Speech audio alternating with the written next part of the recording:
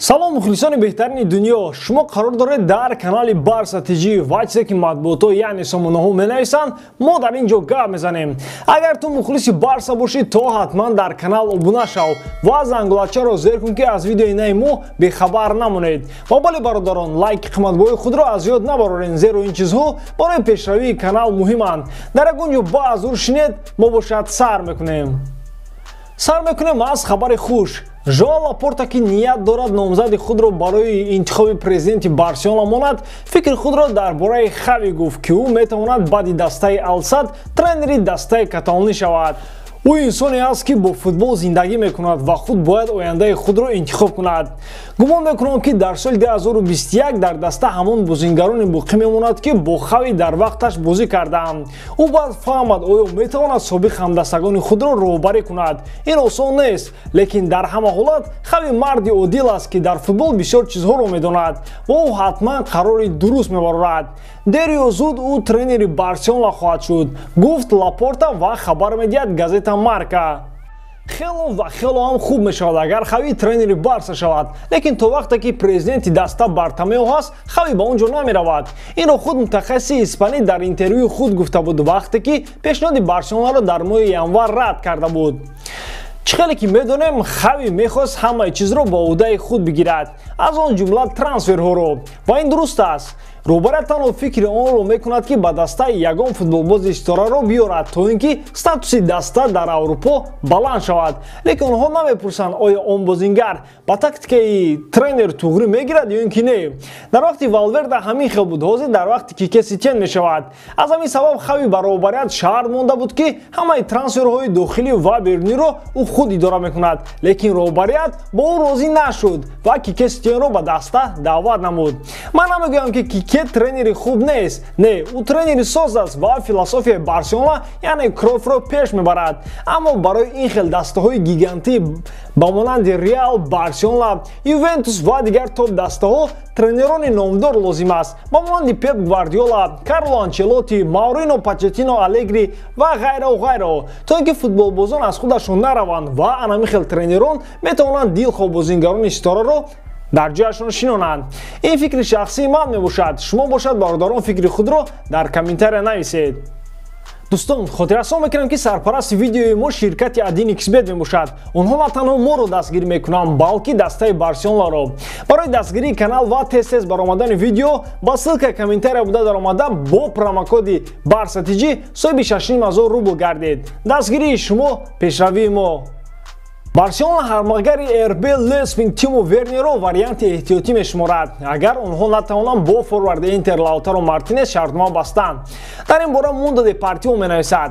хотиррасон мекунем ки ба бозингари немисӣ Ливерпул довталаб аст ва барои вазъияти атрофи форвард Ювентус, МЮ, Реал, Челси, Бавария ва Интер нигоҳ доранд. скаутҳои Барселона якчанд маротиба дар бозиҳои РБ Лейпциг иштирок карданд, то ин ки шахсан ба бозии Тимо Вернер нигоҳ кунанд.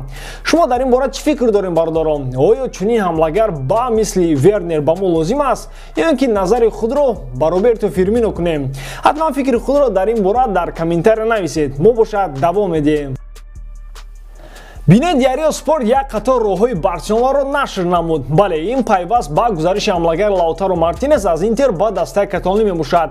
тибқи иттилои сомона Барса Интерро розӣ даровард ки пурра нархи трансферро талаб накунанд, балки бозингар ҷамъи болои маблағ. лекин дар ин ҷо боз мушкилӣ пайдо шуд. ҳимоятгари рости Барса Нелсон Самеду мехоҳад ба Манчестер Сити гузарад ки онҳо ба ӯ хело пешниҳоди хуб карданд. аз ҳамин ҷиҳат тарафҳо сетарафа трансферро нигоҳ доранд. Самеду ба Сити мегузарад, Кансело ки бояд ба дастаи каталонӣ мегузашт ба Интер меравад ва миланиҳо бошанд барои Барселона таҳфиф мекунанд барои трансфери Лаутаро Мартинес. акнун дар ин ҷо савол ба миён меояд. дар ҳимояи рости Барселона ки боз мекунад ва Барса киро мехарад, ё ин ки ба мисли пешина Серхио Роберто дар он ҷо боз мекунад? ин чӣ девонагӣ аз тарафи роҳбарият? якбора ними дастаро барои Лаутаро ба Интер пешниҳод кунанд. акнун ин бозингар иққа тиллоӣ шуд ки роҳбарият дар ҳаққаш мурдааст. чӣ хеле ки мегӯям, сари зулфи ту нашуд, сари зулфи дигаре. дар футбол дигар ҳамлагар намондааст ки танҳо аз думи Лаутаро мегардем. гуфти гапҳо аз ҳамин Суарес намонем. оқибаташ ба хайр бошад. боз як овозае ки ҳамаи шуморо ба ҳайрат мегузорад. Барселона мехоҳад дар трансфери тобистона бо ползашиники ҳамлавии Локомотив Алексей Миранчук шартнома бандад. Ба ғайр аз ин трансферро президенти даста Хосе Бартомео тасдиқ намуд. Хабар медиҳад сомонаи Домбалон. Акнун дастаи каталонӣ бояд бо Миранчук дар бораи шартномаи шахсӣ маслиҳат кунад. Ҳамчунин бо Локомотив гуфтушунид гузаронад.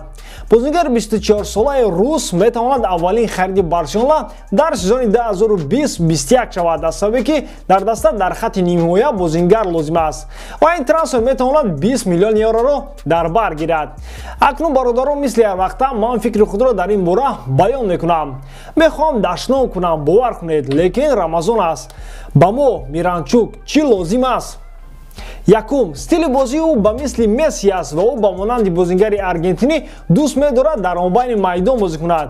Дуюм, не, Миранчук ба ман маъқул аст ва ӯ яке аз бозингарони беҳтарини чемпионати Россия мебошад, лекин уровени ӯ ба Барса нест ва худ бозингар дар ин бора якчанд маротиба гуфта буд ки ӯ мехоҳад аввал дар Севилия ё ин ки Валенсия бозӣ кунад, яке якбора намехоҳад ба топ даста гузарад ва ин қарори дуруст аст. Сеюм, Барселона аз сабаби буҳрони молиявӣ мехоҳад ҳамин хел трансфери камхароҷиёт кунад, лекин ба ту Миранчук чӣ лозим аст вақте ки ту дар даста ба монанди ҳамин бозингар Рафиня Алкантара ва Карлос Аления дорӣ ки ҳардуи ин бозингар дар иҷора қарор доранд ва тобистон бо дастаи каталонӣ ҳамроҳ хоҳанд шуд. Кани логика, дӯстон, моро дуруст фаҳмед. Ман просто ин роҳбариятро намефаҳмам. Шумо дар ин бора фикри худро дар комментария нависед. Ба ҳамин тамом, боварӣ дорам ки эҷодкории ман ба шумо писанд меояд. Барселонаро дӯст доред ва канали Барса TG-ро дастгирӣ кунед. Бо шумо буд Муҳаммад Гаиров. Хай, дар паноҳи Аллоҳ.